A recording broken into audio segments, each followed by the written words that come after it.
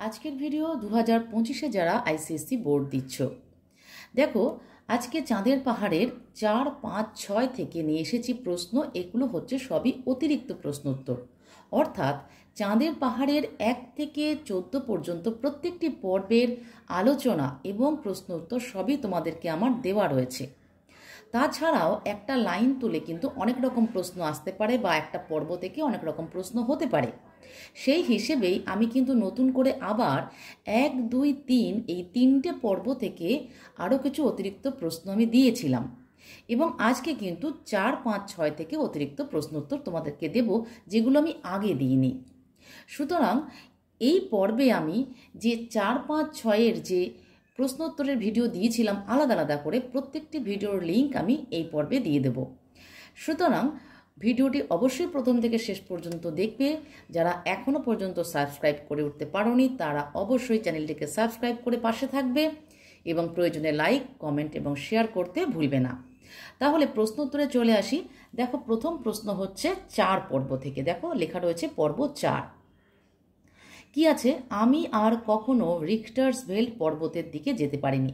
হ্যাঁ, এই লাইনটা তুলে প্রশ্ন আছে, কিন্তু আমি আজকে যে প্রশ্ন রেখেছি সেই প্রশ্ন কিন্তু ছিল না, কারণ আমি একটু আগেই বললাম যে একটা লাইন তুলে কিন্তু অনেক রকম প্রশ্ন হতে পারে। সম্ভাব্য প্রশ্ন হিসেবে তোমাদের জেনে রাখা ভালো। এখানে দেখো আমি কে, বুঝতেই পারছো রিখটার্সভেল্ডে কে কখনো আর যেতে পারিনি, মানে দ্বিতীয়বার আর যেতে পারিনি, সে কে? সে হচ্ছে ডিয়েগো আলভারেজ, অর্থাৎ আলভারেজের পরিচয়। এই আলভারেজের পরিচয় আমি যে কতভাবে, কত রকমভাবে, কত জায়গায় আমি দিয়েছি এর আগের পর্বগুলিতে, সুতরাং এখানে আলভারেজের পরিচয় নতুন করে দেওয়ার প্রয়োজন নেই। দেখো দ্বিতীয় প্রশ্ন আছে, কেন আর কখনো সেখানে যেতে পারেনি? জাতিতে পর্তুগিজ দুর্ধর্ষ ডিয়েগো আলভারেজ এরপর অনেকবার চেষ্টা করেছিল রিখটার্সভেল্ড পর্বতমালায় অভিযানে যেতে, কিন্তু বুয়োর যুদ্ধ এসে পড়েছিল এবং যুদ্ধে গিয়েছিল। সেখানে যুদ্ধে আহত হয়ে প্রিটোরিয়ার হাসপাতালে অনেক দিন ভর্তি ছিল। তারপর সেখান থেকে সেরে উঠে একটা কমলা লেবুর বাগানে কাজ পেয়ে সেখানে এসেছিল এতদিন। 3 নম্বর প্রশ্ন আছে, দেখো তারপর সে কি করেছিল? কমলালেবুর বাগানে 4-5 বছর শান্ত জীবনযাপন করবার পরে যখন তার আর ভালো লাগলো না, তখন আবার বার হয়ে পড়েছিল সে পথে। কিন্তু ততদিনে অনেক বয়স হয়ে গিয়েছে, তাই শঙ্করের উদ্দেশ্যে সে জানায় যে তার পথ চলা হয়তো এখন ফুরোবে। 4 নম্বর দেখো, এরপর সে কাকে কি পরামর্শ দিয়েছিল? শঙ্কর ডিয়েগো আলভারেজকে সুস্থ করে তোলার পর তার মুখ থেকে তার ও জিম কার্টারের রিখটার্সভেল্ড পর্বতমালা অভিযানের কাহিনী শোনে। আলভারেজ শঙ্করকে একটি ম্যাপ রাখতে দেয়, তাতে রিখটার্সভেল্ড পর্বত ও যে নদীতে আলভারেজ ও কার্টার হিরে পেয়েছিল সেটা মোটামুটিভাবে আঁকা আছে।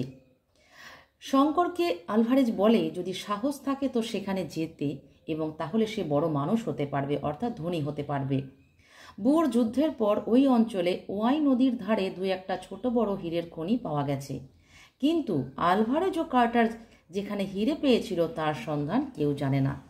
সে শঙ্করকে সেখানে যেতে উপদেশ দেয়।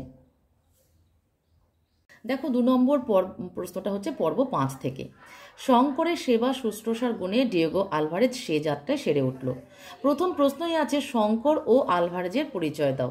দেখো এই এত বড় একটা উপন্যাস, তার এত পর্ব, শঙ্কর আর আলভারেজের পরিচয় আমি বহুবার দিয়েছি, এবং শঙ্করের পরিচয় যে কিভাবে এক একটা পর্বে একটু একটু করে বেড়ে যাচ্ছে, একটু একটু করে পরিবর্তন হচ্ছে, সেটাও কিন্তু আমি তোমাদেরকে পুরো সুন্দর করে ব্যাখ্যা করে বুঝিয়ে দিয়েছি। আর নতুন করে আজকে আমি এটার উত্তর বলবো না।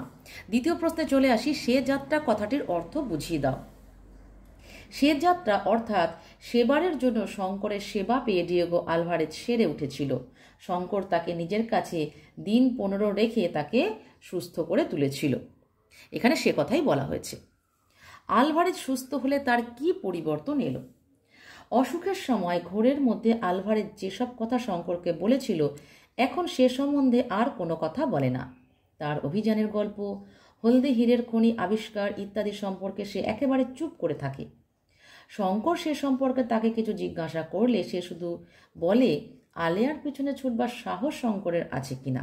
তবে সে শঙ্করকে সতর্কও করে যে অনেক সময় সারা জীবন খুঁজেও অনেকেই হীরের খনির সন্ধান পায়নি বা পায় না, তাই অ্যাডভেঞ্চারের সঙ্গে সঙ্গে ব্যর্থতাকেও স্বীকার করে নিতে হবে।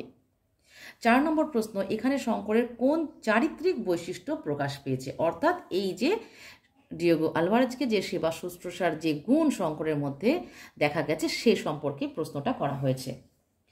শঙ্কর চিরদিনই দুঃসাহসী একরোখা প্রকৃতির। অজানা পথের আকর্ষণ তাকে ঘরছাড়া করেছে। অভিযানের নেশা তাকে ভারতবর্ষ থেকে সুদূর আফ্রিকায় এনে ফেলেছে, কিন্তু এখানে এসেও স্টেশন মাস্টারের সাদামাটা চাকরি তার ভালো লাগছিল না। বিশেষত আলভারেজের মুখে হীরের খনির গল্প শুনে সে এতটাই অভিভূত হয়ে পড়েছিল যে নিজের কর্তব্য সে দ্রুত ঠিক করে নিয়েছিল। সে আলভারেজের সঙ্গে বেরিয়ে পড়তে চায় হীরের খনির সন্ধানে। অজানা বিপদের হাতছানি আছে জেনেও মৃত্যুভয় উপেক্ষা করে সে পৌঁছতে চায় দুর্গমতার অভ্যন্তরে। এটি তার চরিত্রের অন্যতম বৈশিষ্ট্য যা এখানে প্রকাশ পেয়েছে। দেখো পর্ব 6, এই 6 পর্ব থেকে কিন্তু 2023-এও প্রশ্ন এসেছে, 2024-এও প্রশ্ন এসেছে। মজার ব্যাপার, এটা যে 25-এ আসবে না এমন কোনো গ্যারান্টি কেউ দিতে পারে না। সুতরাং আরও দুটো প্রশ্ন 6 থেকে এনেছি, মানে এই পর্বে 4 থেকে একটা, 5 থেকে একটা এবং 6 থেকে আরও দুটো প্রশ্ন। দেখো কি আছে, কথাটা যেদিন বলা হলো সেদিনই এক কাণ্ড ঘটল। এরকম কিন্তু এই 2024-এ যে প্রশ্নটা এসেছে এমন একটা জায়গা থেকে এসেছে যেটা অনেকেই অ্যাটেন্ড করেনি। ঠিক সেই রকমই এমন কিছু কিছু জায়গা আছে যেগুলোকে মানে যারা কোশ্চেন সেটার তারা সেগুলোকে বেছে নেয় একটু চমকে দেওয়ার জন্য। সুতরাং প্রস্তুত থাকা ভালো। কোন কথা বলা হলো? বিভূতিভূষণ বন্দ্যোপাধ্যায় রচিত কিশোর উপন্যাসের আলোচ্য অংশে কথাটি হলো, আফ্রিকার ভেল্ট বা তৃণভূমি অঞ্চলে সব জায়গা দেখতে একরকম বলে পথ হারাবার সম্ভাবনা খুব বেশি। 2 নম্বর দেখো, কথাটি কে বলেছিল, কোন প্রসঙ্গে বলেছিল? কথাটি আলভারেজ বলেছিল। শঙ্করদের স্টিমার যাত্রা শেষ হলে তারা পাহাড় জঙ্গল পেরিয়ে পদব্রজে রওনা দিল।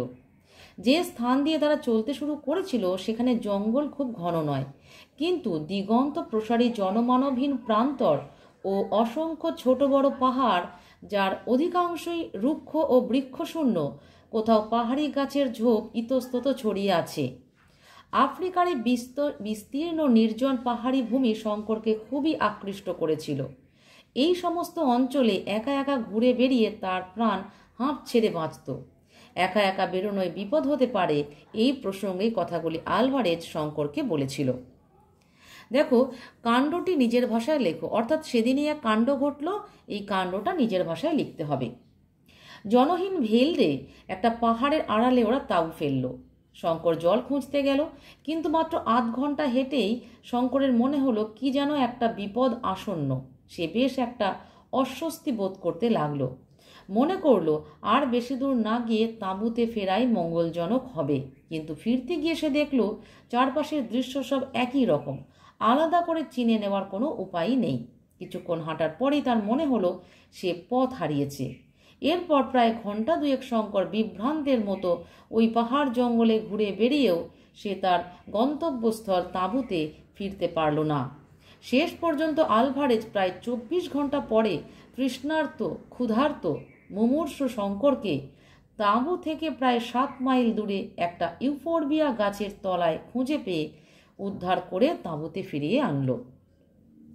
এবার দেখো 4 নম্বর প্রশ্ন, তারা যে জায়গায় ছিল সেখান থেকে তাদের গন্তব্যস্থলের দূরত্ব কত? তারা যে জায়গায় তাঁবু ফেলেছিল সেখান থেকে তাদের গন্তব্যস্থল অর্থাৎ রিক্টার্সভেল পর্বতমালা প্রায় 40 মাইল দূরে অবস্থিত। দেখো 4 নম্বর প্রশ্ন, এটাও কিন্তু 6 পর্ব থেকে। এরকম অদ্ভুত বন জঙ্গলের দৃশ্য জীবনে কখনো সে দেখেনি। এই পুরো উপন্যাস জুড়ে অনেক জায়গায় অনেক পর্বেই কিন্তু অনেক দৃশ্যের বর্ণনা আছে যেগুলো তোমাদেরকে খুব ভালোভাবে স্মরণে রাখতে হবে। আমি পর্বগুলোর যখন বর্ণনা দিয়েছি সেখানে কিন্তু সুন্দরভাবে বলে দিয়েছি, এবং যখন প্রশ্নোত্তর দিয়েছি সেখানেও কিন্তু আলাদা করে উত্তরে দেওয়া রয়েছে কিভাবে এই দৃশ্যাবলীর কথা তোমরা মনে রাখবে বা এই জায়গাগুলোকে তোমরা স্মরণে রাখতে পারবে। আর যেমন 7 পর্ব, 8 পর্ব, 6 পর্ব এরকম বিভিন্ন পর্বে কিন্তু এরকম দৃশ্যের বর্ণনা আছে। দেখো প্রথম প্রশ্ন, সে কে, তার পরিচয় দাও। সে অবশ্যই শঙ্কর, কিন্তু তার পরিচয় আমার দেওয়ার এখানে প্রয়োজন হবে না, কারণ এটা অনেক পুরনো প্রশ্ন। 2 নম্বর দেখো, বন জঙ্গলের অদ্ভুত দৃশ্যের বর্ণনা নিজের ভাষায় লেখো। মন দিয়ে শোনো। আফ্রিকার হীরের খনি অনুসন্ধানের পথে স্টিমারে চড়ে যে জায়গা দিয়ে শঙ্কর ও আলভারেজ চলেছিল সেই জায়গাটা হলো কঙ্গো নদীপথ। এই পথে যেতে যেতে নদীর দুদিকের বন জঙ্গলের দৃশ্য শঙ্করকে মুগ্ধ করে। এর আগে রেল কোম্পানির কাজ নিয়ে সে যেখানে ছিল সেখানকার প্রাকৃতিক দৃশ্যের সঙ্গে এ দৃশ্যের কোনো মিলই নেই।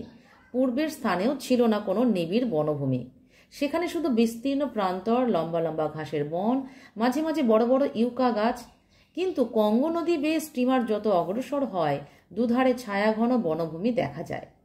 কত ধরনের মোটা মোটা লতা, বন্য ফুল, বন্য প্রকৃতি যেন এখানে অবারিত সৌন্দর্য ও প্রাচুর্যে ভরা। রাতে তারা ভরা আকাশ, তার তলায় এই বন্য প্রকৃতি এক অপূর্ব অপার রহস্য নিয়ে শঙ্করের কাছে ধরা দেয়।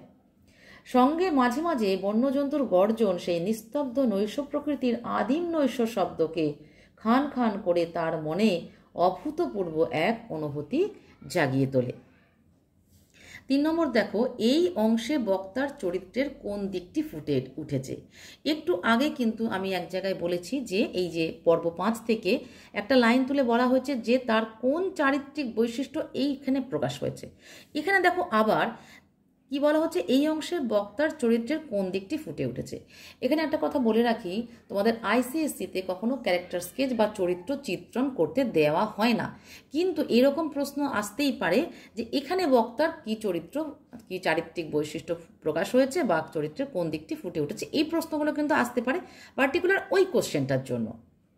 উত্তরটা মন দিয়ে শোনো। বক্তা শঙ্করের মধ্যে ছিল এক সৌন্দর্য প্রিয় ভাবুক মন। শঙ্কর বঙ্গমাতার সন্তান। বাংলাদেশ তথা ভারতবর্ষের নদী, মাঠ, বন, জঙ্গলের বিচিত্র রূপ দেখে সে বড় হয়েছে। আলভারেজের মতো সে রুক্ষ, শুষ্ক, স্বর্ণান্বেষী পর্যটক শুধু তো নয়, তার হৃদয়ে সুপ্ত হয়ে রয়েছে সৌন্দর্য পিপাসু মনের তীব্র আরতি। তাই রাতের অন্ধকারে বনভূমির ভয়ঙ্কর প্রাকৃতিক পরিবেশ সে মুগ্ধ বিস্ময়ে উপভোগ করে। জগৎ সংসার যখন নিদ্রাভিভূত, সে তখন সেই বিভীষিকাময়ী রাত্রির আবরণ উন্মোচন করে যেন আদিম বন্য প্রকৃতির দিকে অবাক চোখেতে চেয়ে থাকে। 4 নম্বর প্রশ্ন দেখো, 2 দিন পরে সেখান থেকে কোথায় পৌঁছলো তারা। 2 দিন পরে তাদের স্টিমার এসে পৌঁছলো সানকিনি। সেখান থেকে শুরু হয়েছে ভেল্ড বা তৃণভূমি অঞ্চল, যা তাদের এবার পদব্রজে যেতে হবে। আনসারটা শেষ হলো। 4, 5, 6 থেকে আমি এই পর্বে বা এই ভিডিওতে আমি তোমাদের আনসার বলে দিলাম। আগামী দিনে আরও প্রশ্ন নিয়ে আসবো, সুতরাং অবশ্যই চ্যানেলটিকে সাবস্ক্রাইব করে রাখবে। সুস্থ থাকো, ভালো থাকো, মন দিয়ে পড়াশোনা করো। আইসিএসসি পরীক্ষার কিন্তু আর বেশি দেরি নেই।